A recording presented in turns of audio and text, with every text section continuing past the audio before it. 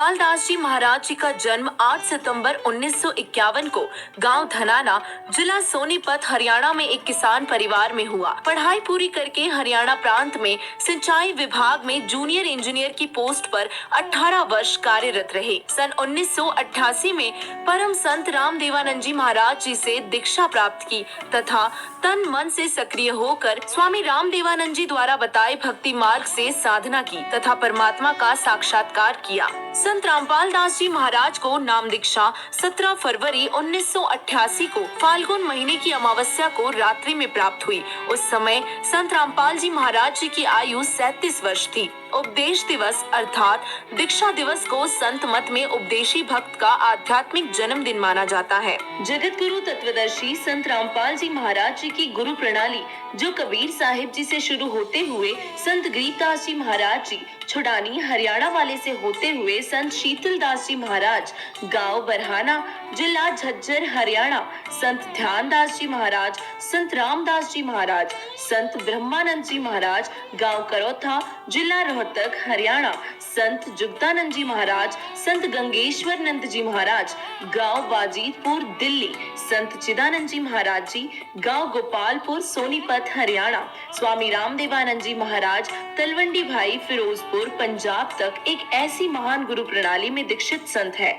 जगत गुरु तत्वदर्शी संत रामपाल जी महाराज जी जो आज पूरे भक्त समाज को शास्त्र अनुकूल ज्ञान देकर मोक्ष प्रदान कर रहे हैं। उपरोक्त विवरण श्री नॉस्ट्रेडमस जी की उस भविष्यवाणी से पूर्ण मेल खाता है जो पृष्ठ संख्या 44 और 45 पर लिखी है। जिस समय उस तत्वदृष्टा सायरन का आध्यात्मिक जन्म होगा उस दिन अंधेरी अमावस्या होगी। उस समय उस विश्व नेता की आयु 16, 20, 25 वर्ष नहीं होगी। वह तरुण नहीं होगा बल्कि वह प्रौढ़ होगा और वह 50 और 60 वर्ष के बीच की उम्र में संसार में प्रसिद्ध होगा। वह सन 2006 होगा। सन 1993 में स्वामी रामदेवानंद जी महाराज जी ने आपको सत्संग करने की आज्ञा दी तथा सन 1994 में नामदान करने की आज्ञा प्रदान की। भक्ति मार्ग में लीन होने के कारण जेई की पोस्ट से त्याग पत्र दे दिया जो हरियाणा सरकार द्वारा 16/5/2000 को पत्र क्रमांक 34923500 तिथि 16/5/2000 के तहत स्वीकृत है।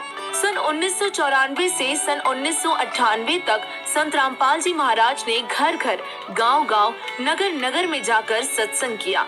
बहुत संख्या में अनुयायी हो गए और साथ साथ ज्ञानहीन संतों का विरोध भी बढ़ता गया। सन 1999 में गांव करोथा, जिला रोहतक, हरियाणा में सतलोक आश्रम करोथा की स्थापना की तथा 1 जून 1999 से 7 जून 1999 तक परमेश्वर कबीर जी के प्रकट दिवस पर 7 दिवसीय विशाल सत्संग का आयोजन करके आश्रम का प्रारंभ किया तथा महीने की प्रत्येक पूर्णिमा को 3 दिन का सत्संग प्रारंभ किया। दूर दूर से श्रद्धालु सत्संग सुनने आने लगे तथा तत्व ज्ञान को समझकर बहुसंख्या में अनुयायी बनने लगे। चंद दिनों में संत रामपाल जी महाराज जी के अनुयायियों की संख्या लाखों में पहुंच गई और जिन ज्ञानहीन संतों व ऋषियों के अनुयायी संत रामपाल जी महाराज जी के पास आने लगे तथा अनुयायी बनने लगे, फिर उन अज्ञानी आचार्यों तथा संतों से प्रश्न करने लगे कि आप सर्व ज्ञान अपने सदग्रंथों के विपरीत बता रहे हो। यजुर्वेद अध्याय 8 मंत्र 13 में लिखा है कि पूर्ण परमात्मा अपने भक्त के सर्व अपराध अर्थात पाप नाश कर देता है। आपकी पुस्तक जो हमने खरीदी है उसमें लिखा है कि परमात्मा अपने भक्त के पाप क्षमा अर्थात नाश नहीं करता। आपकी पुस्तक सत्यार्थ प्रकाश समोल्लास 7 में लिखा है कि सूर्य पर पृथ्वी की तरह मनुष्य तथा अन्य प्राणी वास करते हैं और इसी प्रकार पृथ्वी की तरह सर्व पदार्थ है, बाग बगीचे, नदी, झरने आदि। क्या ये संभव है? पवित्र यजुर्वेद अध्याय 5 मंत्र 1 में लिखा है कि परमात्मा सह शरीर है। विष्णुवेद त्वा सोमस्य तनुरसी, इस मंत्र में 2 बार गवाही दी है कि परमेश्वर सह शरीर है। उस अमर पुरुष परमात्मा का सर्व के पालन करने के लिए शरीर है, अर्थात परमात्मा जब अपने भक्तों को तत्व ज्ञान समझाने के लिए कुछ समय अतिथि रूप में संसार में आता है तो वो अपने वास्तविक तेजोमय शरीर पर हल्के तेज पुंज का शरीर ओढ़ कर आता है और इसीलिए उपरोक्त मंत्र में 2 बार प्रमाण दिया है। और इस तरह के तर्क से निरुत्तर होकर अपने अज्ञान का पर्दाफाश होने के भय से उन अज्ञानी संतों, महंतों व आचार्यों ने सतलोक आश्रम करोथा के आसपास के गांवों में संत रामपाल जी महाराज को बदनाम करने के लिए दुष्प्रचार करना प्रारंभ कर दिया तथा 12/7/2006 को संत रामपाल जी महाराज जी को जान से मारने तथा आश्रम को नष्ट करने के लिए आप तथा अपने अनुयायियों से सतलोक आश्रम पर आक्रमण करवाया। पुलिस ने रोकने की कोशिश की, जिस कारण से कुछ उपद्रवकारी चोटिल हो गए और सरकार ने सतलोक आश्रम को अपने अधीन कर लिया तथा संत रामपाल जी महाराज व उनके कुछ अनुयायियों पर झूठा केस बनाकर जेल में डाल दिया। और इस प्रकार 2006 में संत रामपाल जी महाराज विख्यात हुए। भले ही अनजानों ने झूठे आरोप लगाकर संत को प्रसिद्ध किया, परंतु संत निर्दोष है। नोस्ट्राडामस जी की भविष्यवाणी को पढ़कर सोचेंगे कि संत रामपाल जी महाराज जी को इतना बदनाम कर दिया है, कैसे संभव होगा कि वे विश्व को ज्ञान प्रचार करेंगे। तो उनसे प्रार्थना है कि परमात्मा पल में परिस्थिति बदल सकता है। कबीर साहिब से सब होत है, बंदे से कुछ नाई, राई से पर्वत करे, पर्वत से फिर राई।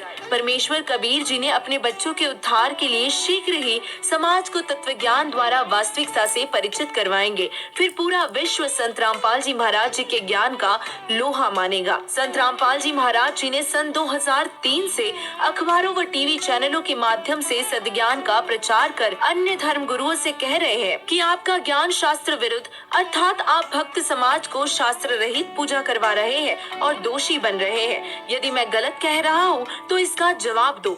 आज तक किसी भी संत ने जवाब देने की हिम्मत नहीं की। संत रामपाल जी महाराज जी को ईसवी संवत सन 2001 में अक्टूबर महीने में प्रथम बृहस्पतिवार को अचानक प्रेरणा हुई कि सर्व धर्म के सदग्रंथों को गहराई से अध्ययन कर, और इस आधार पर सर्वप्रथम श्रीमद् भगवत गीता जी का अध्ययन किया तथा पुस्तक गहरी नजर गीता में की रचना की। और उसी आधार पर सर्वप्रथम राजस्थान प्रांत के जोधपुर शहर में मार्च 2002 में सत्संग प्रारंभ किया।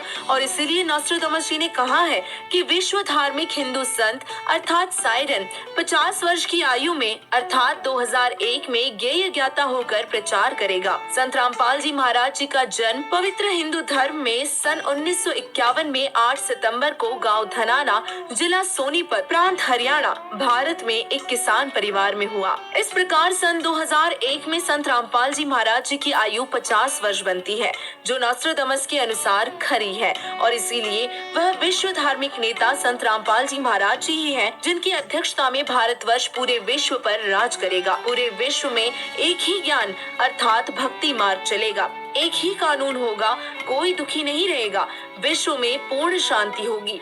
जो विरोध करेंगे अंत में वे भी पश्चाताप करेंगे तथा तत्व ज्ञान को स्वीकार करने पर विवश होंगे और सर्व मानव समाज मानव धर्म का पालन करेगा और पूर्ण मोक्ष प्राप्त करके सतलोक जाएंगे। यही प्रमाण संत गरीबदास जी छुड़ानी, जिला झज्जर, हरियाणा वाले ने दिया है। ग्रीब सदगुरु दिल्ली मंडल आईसी, सूती धरणी सोम जगाईसी। परमात्मा की भक्ति बिना कंजूस हो गए व्यक्तियों को जगाएगा। गांव धनाना, जिला सोनीपत, पहले दिल्ली शासित क्षेत्र में पड़ता था और इसीलिए संत गरीबदास जी महाराज जी ने कहा है कि सदगुरु अर्थात वास्तविक ज्ञान जानने वाला संत अर्थात तत्वदृष्टा संत दिल्ली मंडल में आएगा। फिर कहा है कि साहिब कबीर तख्त खवासा, दिल्ली मंडल लीजे वासा। भावार्थ है कि परमेश्वर कबीर बंदी छोड़ के तख्त अर्थात दरबार का खवास, नौकर अर्थात परमेश्वर का नुमाइंदा प्रतिनिधि दिल्ली मंडल में वास करेगा अर्थात वहाँ उत्पन्न होगा। प्रथम अपने हिंदू बंधुओं को तत्व ज्ञान से परिचित करवाएगा और बुद्धिमान हिंदू ऐसे जागेंगे जैसे कोई हड़बड़ा कर जागता है, अर्थात उस संत के द्वारा बताए तत्व ज्ञान को समझकर अविलंब उनकी शरण ग्रहण करेंगे। फिर पूरा विश्व उसी तत्वदर्शी हिंदू संत के ज्ञान को स्वीकार करेगा। और यह भविष्यवाणी श्री नोस्ट्राडामस जी ने भी की है। नोस्ट्राडामस जी ने यह भी लिखा है कि मुझे दुख इस बात का है कि उससे परिचित न होने के कारण मेरा साइरन अर्थात तत्वदृष्टा संत उपेक्षा का पात्र बना है। हे बुद्धिमान मानव, उसकी उपेक्षा न करो। वह तो सिंहासनस्थ करके अर्थात आसन पर बिठाकर आराध्य देव, इष्ट देव रूप में पूजा करने योग्य है। वह हिंदू धार्मिक संत साइरन आदि पुरुष पूर्ण परमात्मा का अनुयायी जगत का तारनहार है। परमेश्वर कबीर जी बंदी छोड़ ने कहा है कि आज 6 दिन 5 गए, सद्गुरु से किया न हेत, अब पछतावा क्या करे जब चिड़िया चुग गई खेत। सर्व मानव समाज से प्रार्थना करते हैं कि पूर्ण संत रामपाल जी महाराज जी को पहचानो तथा अपने व अपने परिवार का कल्याण करवाओ, अपने रिश्तेदारों तथा दोस्तों को भी बताओ तथा पूर्ण मोक्ष पाओ। स्वर्ण युग प्रारंभ हो चुका है और लाखों पुण्य आत्माएं संत रामपाल जी महाराज जी तत्वदर्शी संत को पहचान कर सत भक्ति कर रहे हैं। वे अति सुखी हो गए हैं, सर्व विकार छोड़कर निर्मल जीवन जी रहे हैं।